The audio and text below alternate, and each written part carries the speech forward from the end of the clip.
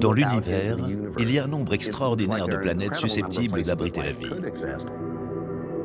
Toutes les conditions pour qu'elle s'y développe sont réunies. On ne sait toujours pas si la vie existe ailleurs que sur Terre.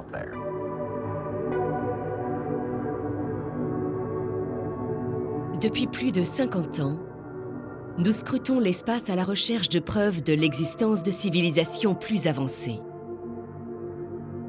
Et nous envoyons des signaux vers les étoiles les plus proches, dans l'espoir d'obtenir un jour une réponse.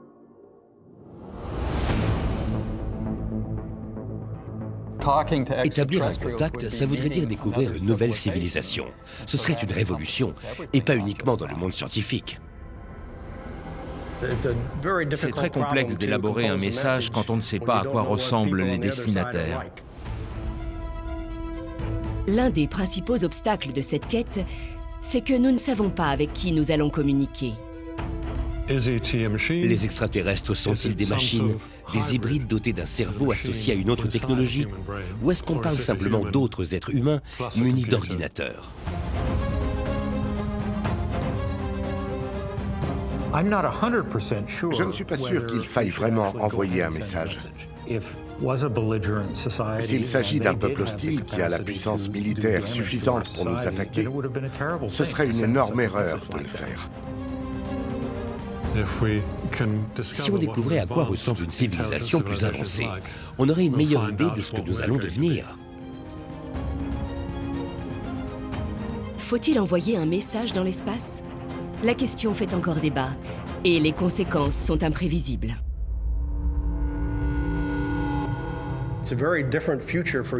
Notre avenir ne sera pas du tout le même si nous sommes seuls dans l'univers ou si nous devons interagir avec des extraterrestres.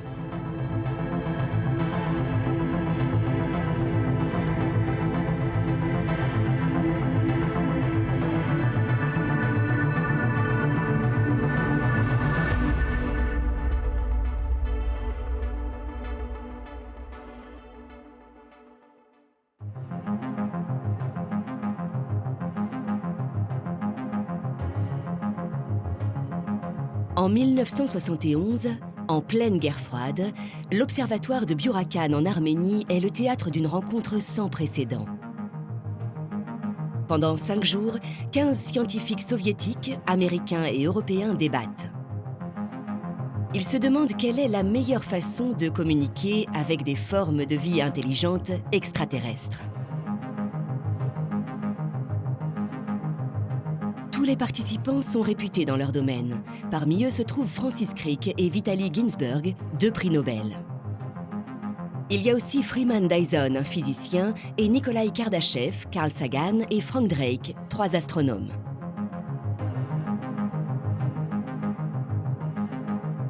Un an plus tard, Sagan et Drake sont chargés de concevoir les plaques installées sur les sondes Pioneer 10 et 11 de la NASA.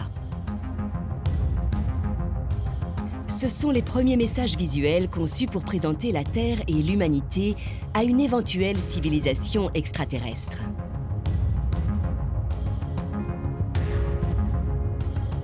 Depuis, nous continuons d'envoyer des messages dans l'espace, mais nous n'avons toujours obtenu aucune réponse.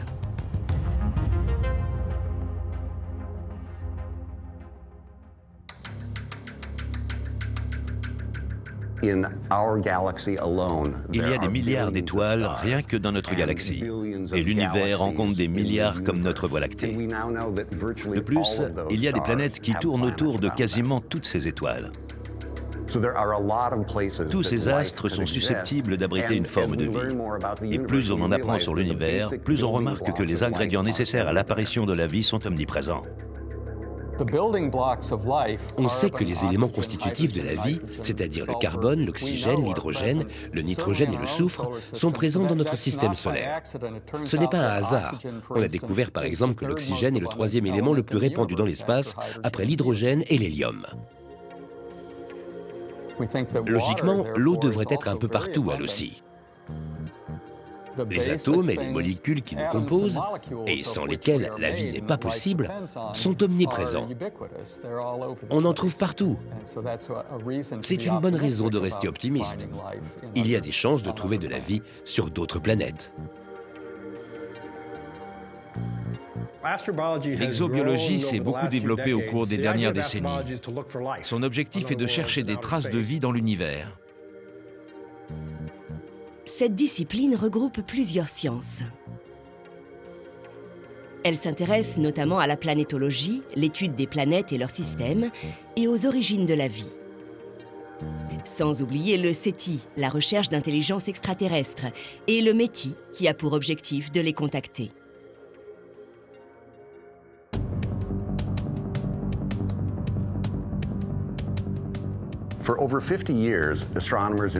Pendant plus de 50 ans, les astronomes du SETI ont utilisé uniquement des télescopes pour détecter la présence de technologies avancées.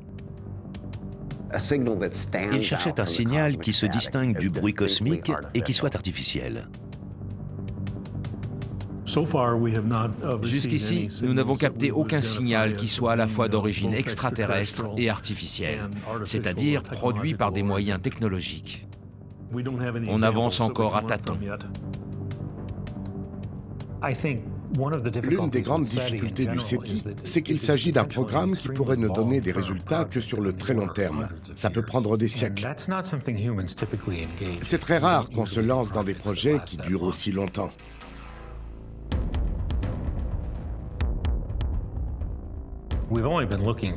Ça ne fait que 40 ans qu'on a commencé les recherches.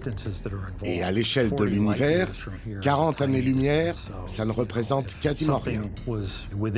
S'il y avait de la vie dans un rayon de 30 ou 40 années-lumière autour de nous, on aurait pu recevoir un signal. Mais pour ça, il aurait fallu le chercher au moment où il passait à notre portée. Parce qu'on ne scrute pas l'univers en continu. Il est tout à fait possible qu'on en ait raté.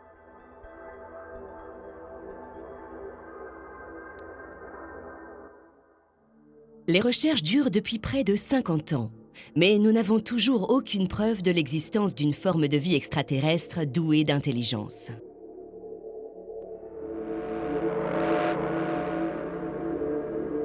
Cependant, la découverte de milliers de nouvelles exoplanètes a constitué une véritable révolution pour les scientifiques. Nous pouvons désormais savoir quelles étoiles sont accompagnées de planètes et si celles-ci sont semblables à la nôtre.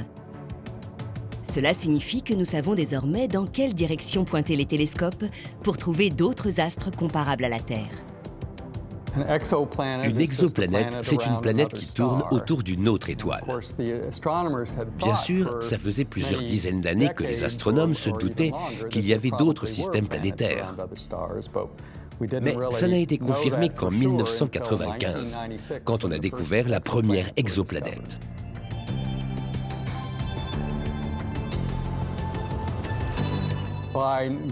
Depuis, on en a repéré des milliers d'autres, principalement grâce au télescope spatial Kepler.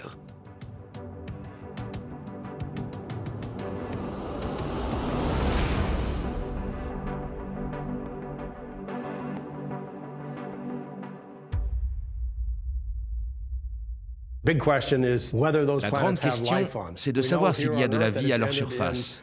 Sur Terre, elle a pu se développer, mais est-ce un processus répandu dans l'univers?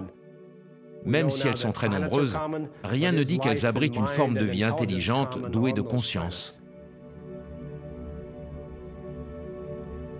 Pour qu'une planète soit potentiellement habitable, elle doit remplir deux conditions fondamentales et une troisième qui fait encore débat. Le premier critère essentiel, c'est que la surface de la planète doit être solide ou liquide. Elle ne peut pas être gazeuse. Tout simplement parce que pour apparaître et se développer, la vie a besoin d'un environnement où la température et la pression sont stables. Voilà pourquoi on s'intéresse uniquement aux planètes telluriques. Le deuxième critère fondamental, c'est la présence de carbone à sa surface. Sur Terre, cet élément est la source de la vie. Le dernier, plus controversé, c'est la présence d'eau sous forme liquide. Sur Terre, tous les êtres vivants en ont besoin à un moment de leur développement. Je pense qu'on ne pourra trouver de la vie ailleurs que s'il y a aussi de l'eau.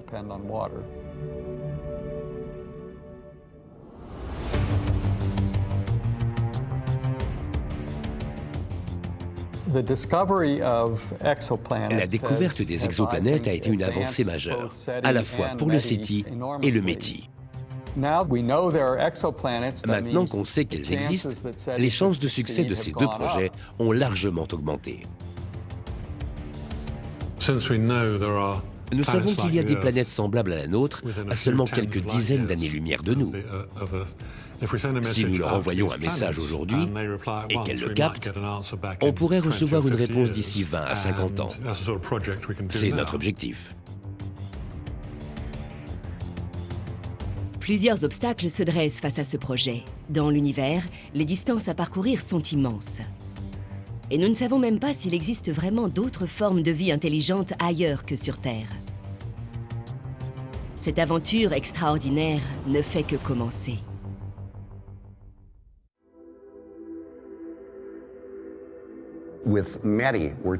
Avec le METI, on passe au niveau supérieur. On ne se contente pas d'écouter. On envoie des signaux puissants vers les étoiles proches en espérant obtenir une réponse. Le SETI, c'est la recherche de formes de vie extraterrestres, tandis que le METI, c'est l'envoi de messages pour contacter d'éventuelles formes de vie intelligentes. Le METI, c'est de la recherche active. L'objectif, c'est d'établir un contact en admettant que ce soit possible. S'il y a des extraterrestres, on veut leur dire qu'on est là et qu'on voudrait communiquer avec eux. D'une manière générale, je pense que la mise au point d'un programme d'envoi de messages dans l'espace pourrait nous en apprendre beaucoup et rendre le SETI encore plus performant.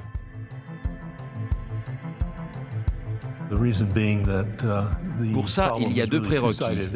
Pour que deux civilisations se rencontrent, il faut que chacune soit en mesure d'envoyer et de recevoir un message. Et en s'intéressant à la procédure d'envoi, on pourra en apprendre davantage sur les éléments auxquels il faut faire attention quand on reçoit un signal. Mais élaborer un message qui puisse être compris par une forme de vie intelligente extraterrestre est un défi de taille, car nous ne parlons pas la même langue. Et si nous voulons initier un dialogue avec des extraterrestres, il faut garder à l'esprit un autre obstacle, la distance qui nous sépare d'eux. Un signal peut mettre des années à atteindre sa destination. Et il en va de même pour une éventuelle réponse. Pour mettre au point un message destiné à une autre civilisation, il faut trouver un langage commun. On sait qu'ils ne parleront pas anglais, chinois ou swahili. Alors comment peut-on communiquer avec eux? Il faut trouver des principes de base que toute société capable de communiquer est obligée de maîtriser. Pour créer cette langue cosmique, il faut se poser une question. Qu'est-ce que les terriens et les extraterrestres ont en commun? Si on capte un signal, on saura avec certitude qu'ils sont capables d'en produire. Maintenant, il faut déterminer ce dont ils ont forcément besoin pour le faire. Et pour ça, il faut au minimum des notions de mathématiques et de physique. Les messages qu'on élabore se basent là-dessus. Communiquer n'est pas si simple que ça. Pour s'en rendre compte, il suffit de regarder notre propre espèce. Deux êtres humains issus de deux cultures différentes et ne parlant pas la même langue auront des difficultés à se comprendre. Car malgré nos ressemblances, nous sommes aussi très différents par bien des aspects. Il y a un exemple très parlant qui me plaît beaucoup. On pourrait croire que compter est quelque chose qui ne change presque pas d'une langue à l'autre. Et pourtant, si.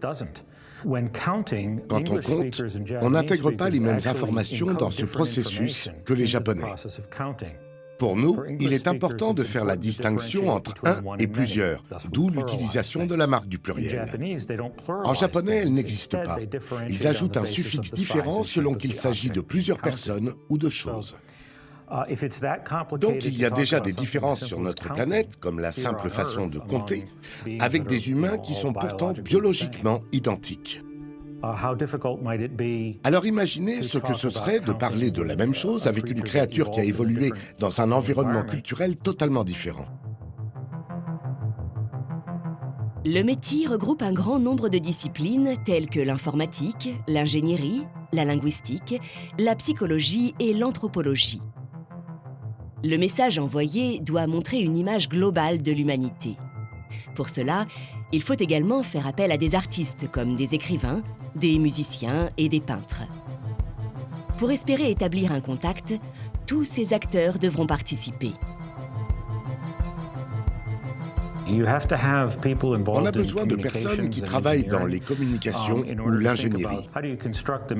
Ils savent quels moyens technologiques et matériels sont nécessaires pour créer un message. Il faut déterminer comment l'envoyer suffisamment loin pour qu'il ait une chance d'être intercepté. Depuis le début, des informaticiens participent au projet de communication interstellaire. Mais avec le métier, ils le font différemment. Certains messages qu'on envoie dans l'espace sont basés sur du langage informatique. Il nous faut des personnes capables de traduire nos messages en suites de 0 et de 1 et de les convertir dans un format compréhensible par un habitant d'une autre planète. De plus, on a également besoin de spécialistes des sciences sociales, des anthropologues comme moi, des linguistes et d'autres qui étudient la culture et les langues. On fait appel à des experts dont le métier est de réfléchir au concept de culture et à son influence sur l'élaboration d'un message et sa compréhension par ses destinataires. Il y a beaucoup de facteurs à étudier.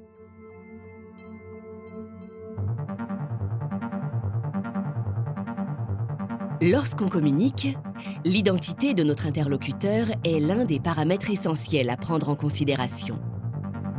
En fonction de celle-ci, le message pourrait être radicalement différent. Si l'on considère que notre interlocuteur est un extraterrestre intelligent dont nous ne connaissons aucune autre caractéristique, l'élaboration d'un message interstellaire adapté se révèle d'autant plus complexe. On ne sait pas à quoi nous avons affaire, et c'est ce qui rend ce projet aussi complexe. Si une civilisation extraterrestre est composée d'êtres qui nous ressemblent un peu, alors on pourrait supposer qu'ils traitent les informations d'une façon similaire à la nôtre. Donc on pourrait créer un message un peu comme s'il était destiné à un autre être humain. Que sait-on au sujet des extraterrestres? Rien du tout en fait. Mais on peut émettre l'hypothèse qu'ils nous ressemblent, s'ils sont d'origine biologique. Ils ne le sont pas forcément. Ils pourraient avoir une origine mécanique, qui nous échappe totalement. Mais si la vie là-bas est apparue de la même façon que sur Terre, ils ont peut-être une forme d'intelligence comme la nôtre. Même avec un corps complètement différent, ils auraient une sorte de cerveau et pourraient penser comme nous. À l'instar de l'astronome Paul Davies, certains avancent que si nous trouvons une forme de vie extraterrestre, son évolution biologique sera terminée depuis longtemps. Il s'agirait alors d'une sorte de société robotique. Selon eux, notre espèce va évoluer et nous finirons par abandonner notre nature biologique pour devenir des êtres post-biologiques. C'est pourquoi, si une civilisation extraterrestre entrait en contact avec nous, il s'agirait d'une sorte d'intelligence artificielle.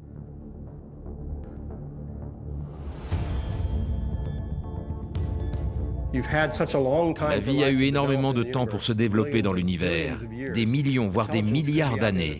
Il pourrait y avoir des êtres intelligents bien plus anciens que nous. La question c'est, à quoi ressemblent-ils ?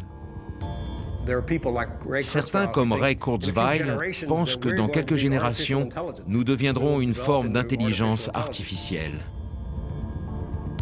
Les extraterrestres sont-ils des machines, des hybrides dotés d'un cerveau associé à une autre technologie? Ou est-ce qu'on parle simplement d'autres êtres humains munis d'ordinateurs? Nous ne savons pas à quoi ils ressemblent. Et c'est pour ça que le SETI et le METIS sont des projets aussi merveilleux, car ils nous donnent l'espoir de le savoir un jour. Notre premier contact avec une civilisation extraterrestre serait sans aucun doute un pas de géant pour l'humanité. Mais pour cela, il faut d'abord se mettre d'accord sur plusieurs éléments concernant la nature et la composition du message.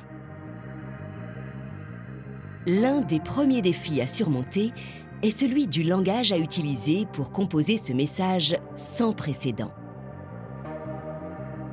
Il y a au moins deux problèmes concernant la mise au point de ce message. Le premier, c'est qu'on ne sait pas à qui ou à quoi on a affaire. Et le deuxième, c'est que ces destinataires pourraient être très différents de nous, d'un point de vue biologique.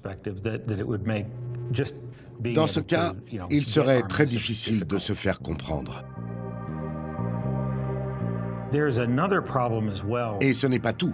Même s'ils nous ressemblent biologiquement, il y aura forcément des différences culturelles. Leur société n'aura pas évolué de la même façon que la nôtre, et notre capacité à nous comprendre les uns les autres découle de notre culture. La langue est un élément capital. Il y en a des milliers parlés sur Terre, et c'est une barrière. On doit émettre des hypothèses. C'est à nous de décider ce que nous pourrions avoir en commun avec eux. Les mathématiques sont une piste. Elles peuvent être universelles. Mettre au point un message qui doit ensuite être décrypté par une intelligence extraterrestre représente un défi linguistique sans précédent. Il faudrait pour cela trouver un concept de base qui soit universel, au sens propre. Un principe que n'importe quelle civilisation pourrait comprendre, peu importe son degré de différence avec la nôtre.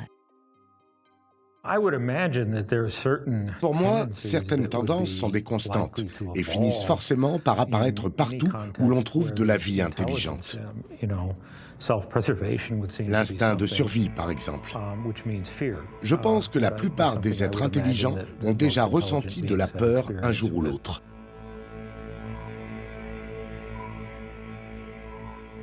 Marvin Minsky, le père de l'intelligence artificielle, était certain qu'il serait un jour possible d'échanger avec d'autres habitants de l'univers. C'est dans ce sens qu'il a écrit un article en 1985 intitulé « Communiquer avec une intelligence extraterrestre ». Il explique être convaincu que les extraterrestres pensent comme nous malgré nos origines différentes et justifie son propos en 2 points. Il fait appel à 2 principes, l'économie et la spécificité.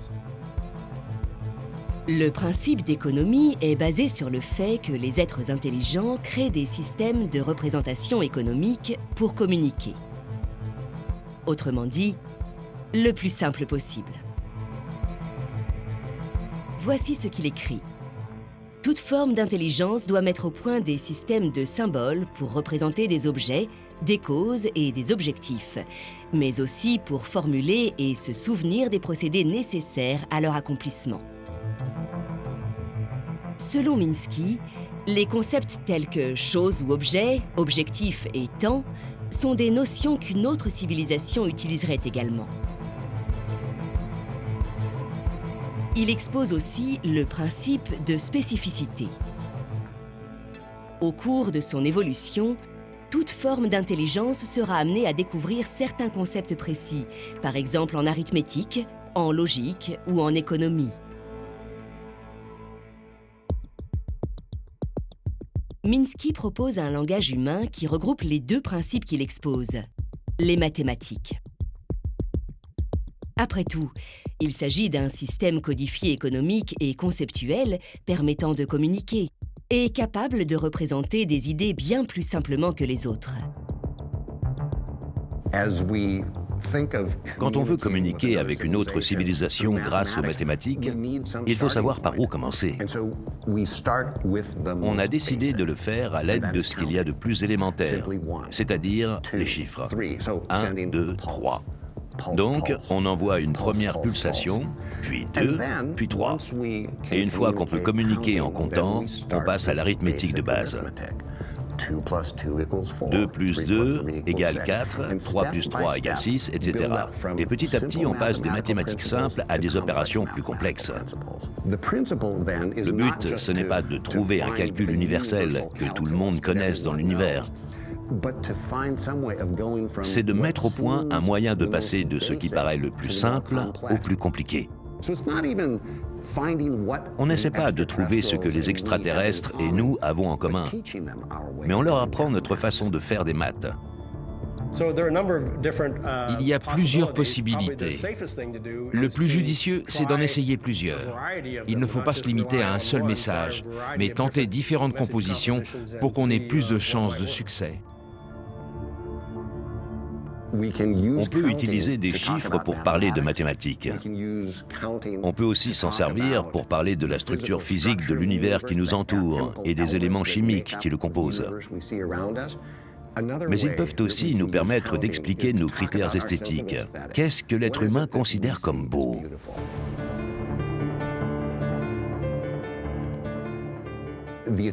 Fibonacci, un mathématicien italien, a mis en évidence une autre suite de nombres qui n'était plus 1, 2, 3. Il a décidé de prendre deux termes, de les additionner, et ainsi de suite. Voilà ce que ça donne. 0 plus 1 égale 1.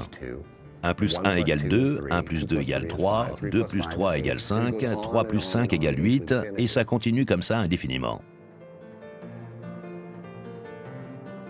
En analysant les rapports entre ces nombres, Fibonacci découvre qu'on retrouve cette suite dans de nombreuses structures naturelles.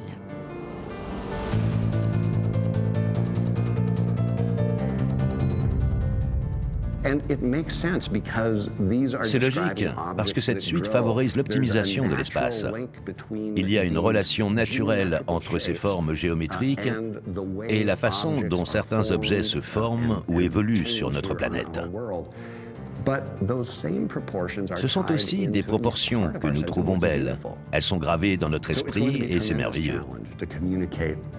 C'est un défi de taille d'expliquer aux extraterrestres ce qui est spécifique aux êtres humains. Mais la suite de Fibonacci pourrait être un bon point de départ.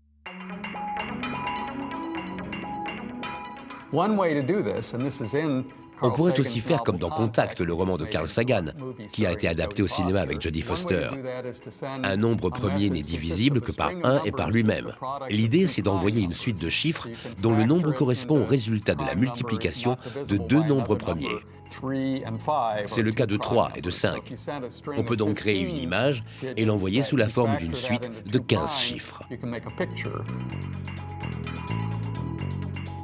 En reliant chaque point, 3 par 5 d'abord, puis d'autres ensuite, on pourra reconstituer cette image. Si on choisit des suites plus longues, qui sont le produit de nombres premiers plus grands, on peut transmettre une image matricielle plus élaborée. Je pense qu'une civilisation extraterrestre pourrait comprendre.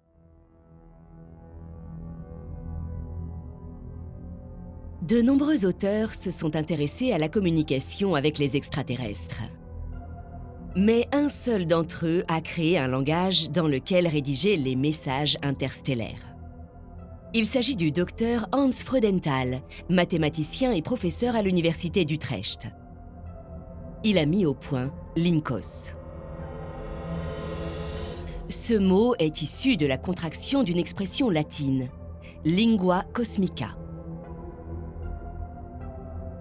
Créé en 1960, il est décrit dans son livre « L'INCOS, concevoir un langage pour la communication cosmique ». Cet ouvrage se divise en 4 chapitres. Le premier s'intitule « Les mathématiques ». Il se concentre sur l'enseignement des nombres naturels grâce à des pulsations séparées par des pauses, mais aussi grâce à divers symboles mathématiques, tels que plus, moins, égal, inférieur à ou supérieur à. Le deuxième chapitre est intitulé « Le temps ». Il présente des moyens de mesurer des durées et de désigner des moments précis, ou encore de parler d'événements passés ou futurs. Le troisième traite du comportement. Il parle des interactions entre les individus, comme se parler, poser des questions, désapprouver, citer d'autres personnes, mais aussi du fait de savoir ou de vouloir diverses choses, de faire des promesses et de jouer. Le dernier, l'espace, le mouvement et la masse, entreprend de décrire les caractéristiques physiques des êtres humains et du système solaire.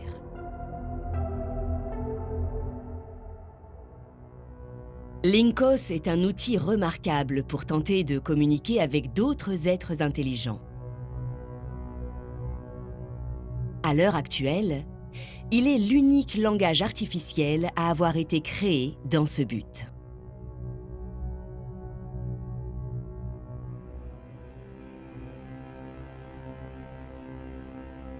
L'élaboration d'un langage universel pourrait être cruciale pour établir un premier contact. Mais il resterait un autre sujet à aborder, et celui-ci ne fait toujours pas consensus. Le contenu du message. Que pourraient dire les êtres humains à une autre espèce douée d'intelligence? Comment présenter notre civilisation? Certains pensent que la forme du message est très importante. Mais je pense que si des extraterrestres ont 1 milliard d'années d'avance sur nous, ils n'auront aucune difficulté à le comprendre. Ils décoderont tout ce qu'on leur enverra. C'est dans l'autre sens que ça posera problème. Mais s'ils sont intelligents, et je sais qu'ils le sont, ils le rédigeront d'une façon que nous pourrons comprendre. C'est comme parler à une fourmi, et par parler, j'entends modifier son comportement. C'est tout à fait possible. Si je pose un morceau de sucre près d'elle, elle se dirigera vers lui. D'une certaine façon, c'est comme si j'avais communiqué avec elle. La fourmi, elle, ne comprendra pas qu'elle a affaire à un être intelligent. Si nous recevons un message des extraterrestres, nous pourrons certainement le comprendre. Mais derrière le message, il y aura probablement des éléments qu'on sera incapable de saisir. Certains disent qu'il faut envoyer toutes les informations contenues sur Internet. Mais ça peut poser problème d'un point de vue éthique. Ça pourrait revenir à mettre la Terre et ses habitants en danger. Au METI, on estime que la composition du message doit être très simple pour commencer. Ensuite, on verra si on obtient une réponse, même si le temps que ça prendra dépend de la distance. Il faudra 4 ans au message pour atteindre la vitesse de la lumière Proxima du Centaure, l'étoile la plus proche, donc 8 ans pour recevoir une réponse. Mais avant de l'envoyer, il faut prendre des décisions importantes. Quelle doit être la puissance du signal? Vers quoi l'envoyer? Comment l'élaborer? Et que révéler sur notre espèce?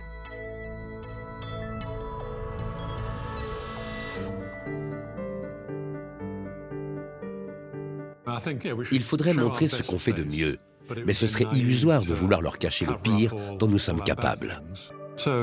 L'idéal serait d'envoyer un maximum d'informations sous des formes très variées. Un message qui se baserait sur la physique est peut-être une bonne façon de communiquer. Mais ce n'est pas la seule. La musique, par exemple, permet de faire passer un message qu'on ne peut pas vraiment rédiger. On ne peut pas expliquer la 9e symphonie de Beethoven. Il faudrait envoyer de la musique et des photos de personnes qui dansent. C'est aussi une forme de communication. Je pense qu'il faut un échantillon varié.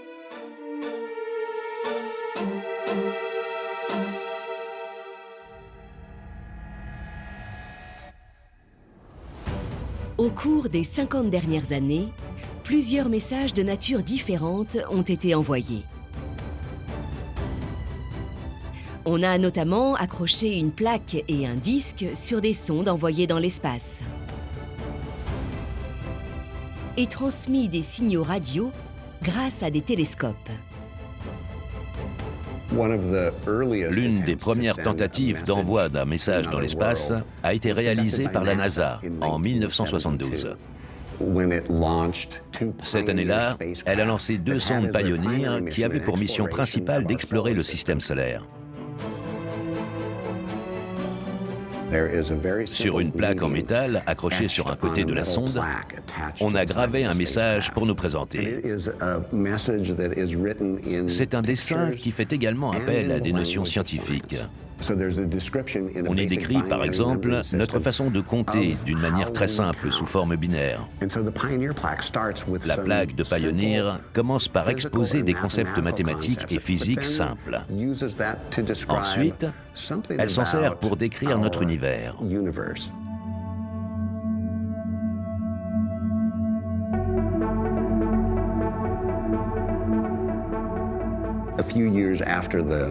Quelques années après le lancement des sondes Pioneer, la NASA a envoyé un message plus élaboré. Il a été transporté sur 2 sondes Voyager qui parcouraient notre système solaire. Et sur chacune d'entre elles était installé un disque vidéo numérique doré. Sur celui-ci, on trouve une description de la vie sur Terre, de l'espèce humaine, de la nature et du système solaire. C'est une tentative de communication qui repose sur des concepts scientifiques et mathématiques. On y a aussi intégré des salutations dans 55 langues et des extraits de musique du monde entier.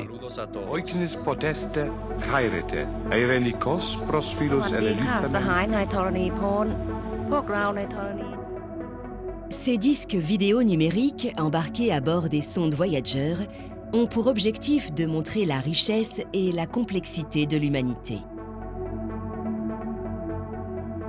Ils incluent également des enregistrements sonores de différents phénomènes naturels, ainsi qu'une compilation musicale très variée, allant des morceaux traditionnels aux classiques, en passant par le rock et la pop.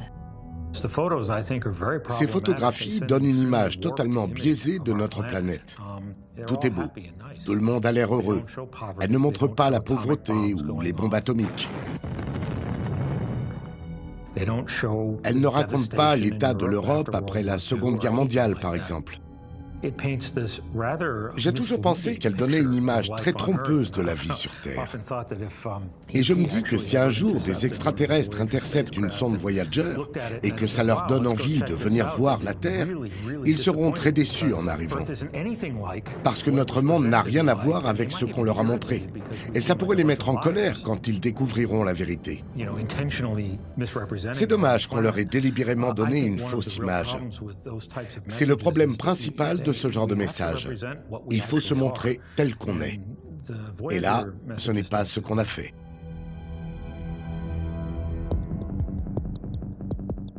Le message le plus célèbre envoyé à une autre civilisation a été émis depuis le radiotélescope d'Arecibo en 1974. Ça a été un moment très important. Cette idée de se servir des mathématiques et de la science pour faire passer un maximum d'informations de façon concise est encore utilisée aujourd'hui. Ce qui est plus problématique, c'est la destination qui a été choisie.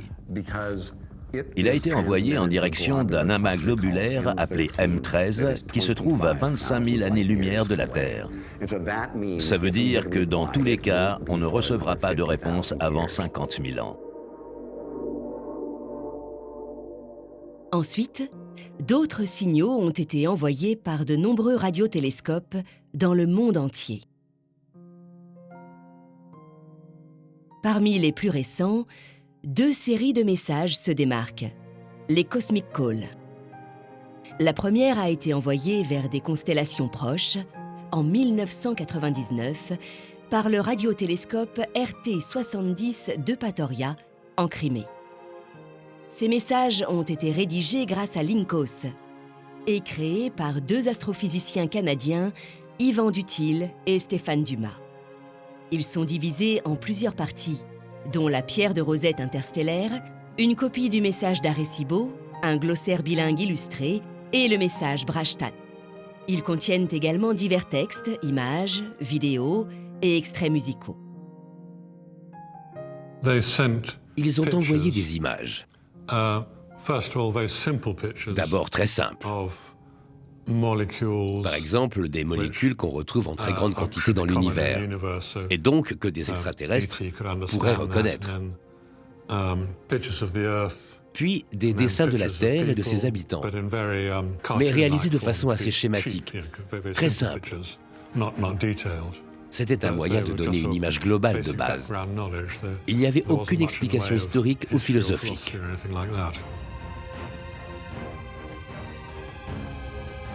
L'expérience a été réitérée en 2003. Le message était quasiment identique, mais cette fois, il a été envoyé vers d'autres étoiles.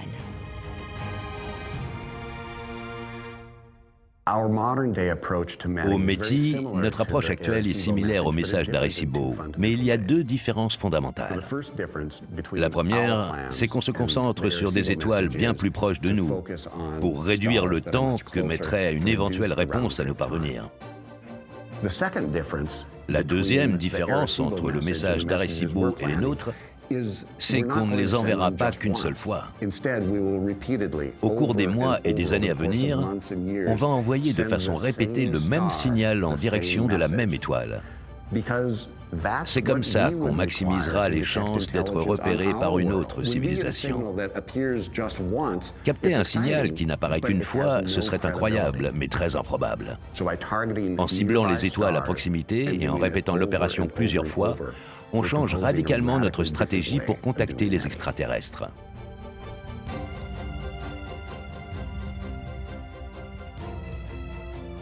Espérons qu'un jour ou l'autre, certains messages seront décodés par une forme de vie intelligente qui nous répondra. Si cela se produit un jour, ce sera un succès retentissant pour le projet METI et tous ses acteurs.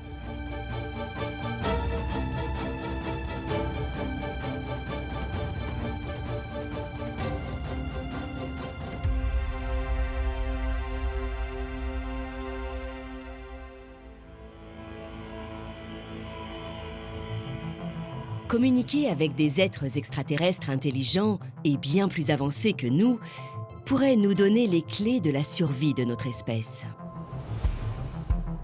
Nous pourrions ainsi peut-être commencer à voir notre planète comme un tout, sans frontières.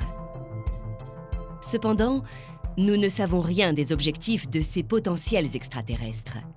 C'est ce qui a poussé certains scientifiques à faire part de leur réticence. Ils demandent que nous ne révélions pas notre existence aux autres habitants de l'univers avant de connaître leurs intentions.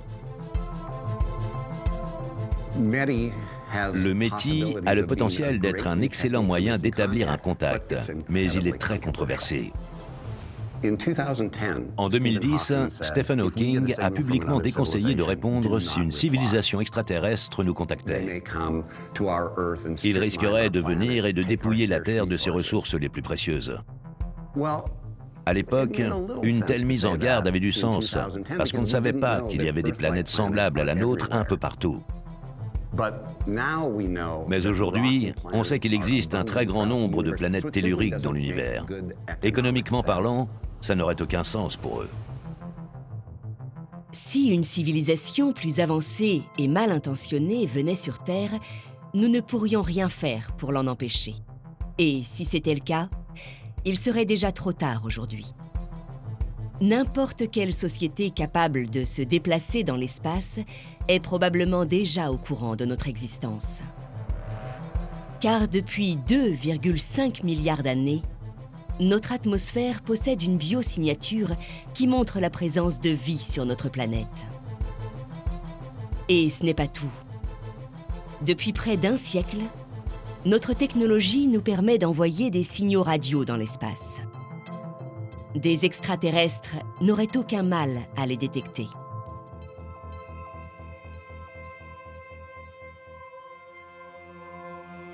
Le METI a évidemment des détracteurs qui pensent qu'il risque de nous mettre en danger.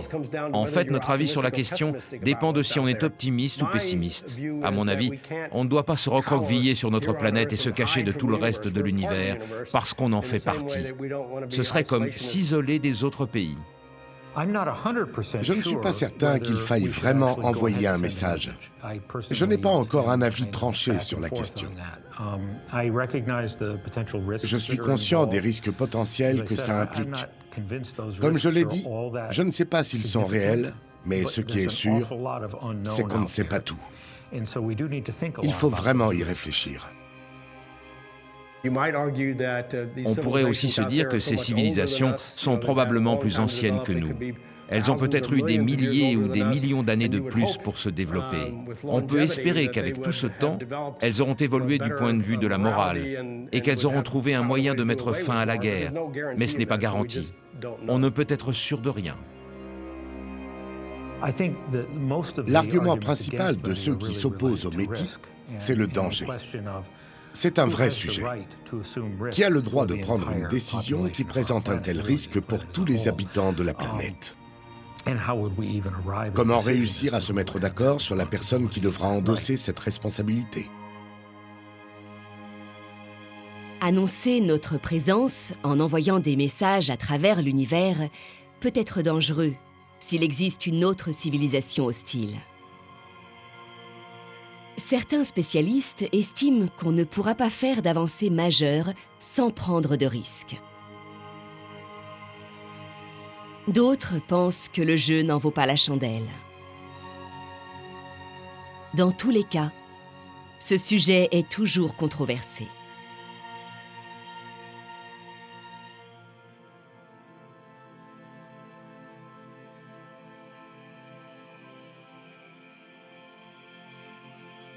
Si nous parvenions un jour à communiquer avec une civilisation extraterrestre, nous aurions enfin la certitude que nous ne sommes pas seuls dans l'univers.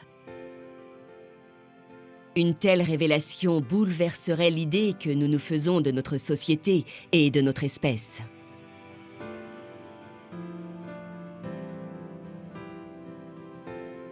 Je pense que ça changerait complètement notre point de vue sur le cosmos.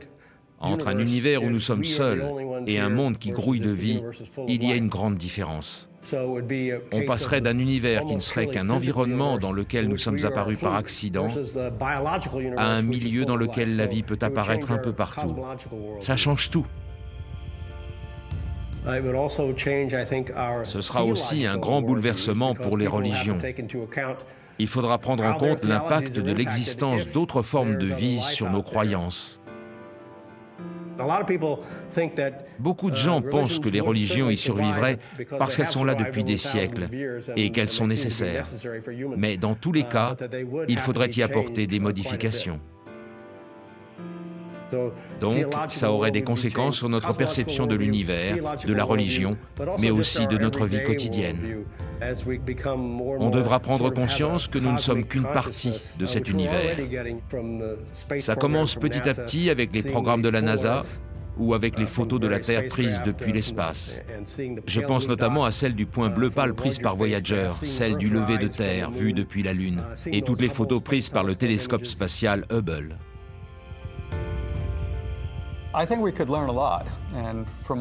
On pourrait en apprendre beaucoup. Pour moi, le plus grand problème que nous avons sur Terre, bien plus grave que le terrorisme, la guerre et tout le reste, c'est la durabilité. Comment ne pas épuiser la planète quand il y a autant d'habitants et une quantité limitée de ressources à notre disposition? S'il y a une civilisation extraterrestre quelque part, elle est sans doute plus ancienne que la nôtre. Elle a certainement résolu ce problème depuis longtemps. Il faut qu'on comprenne comment faire pour résister aux crises qui se profilent et qui nous frapperont dans les 50 à 200 prochaines années. Pour les élites intellectuelles dont les scientifiques font partie, une telle découverte aurait un impact très profond sur la façon dont nous envisageons notre place dans l'univers. Et sur le long terme, ça pourrait même changer le regard que nous portons sur notre propre espèce. Je pense que ce sera vu comme un moment extrêmement important de notre histoire, quand on y repensera 500 ans plus tard.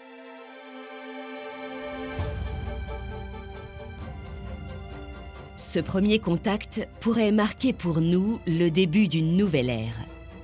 Nous devrons vivre avec l'idée que nous ne sommes pas seuls dans l'univers.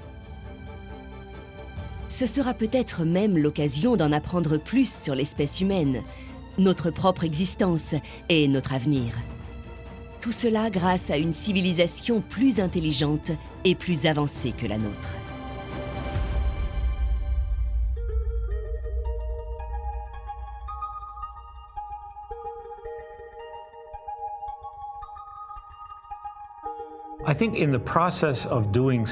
Le SETI et le METI sont des projets qui nous permettent d'avoir une meilleure idée de ce que nous sommes. Pour moi, c'est très important d'imaginer comment on pourrait communiquer avec des êtres intelligents différents de nous. Ça pourrait nous en apprendre davantage sur nous-mêmes et remettre en question l'idée qu'on se fait de l'intelligence. On peut considérer le SETI et le METI comme la volonté d'avoir un aperçu de notre avenir. Si on découvrait à quoi ressemble une civilisation plus avancée, on aurait une meilleure idée de ce que nous allons devenir. Et ce serait formidable. Actuellement, on a peur de courir à notre perte. Mais s'il y a des civilisations plus développées, on a peut-être une chance de devenir comme elles.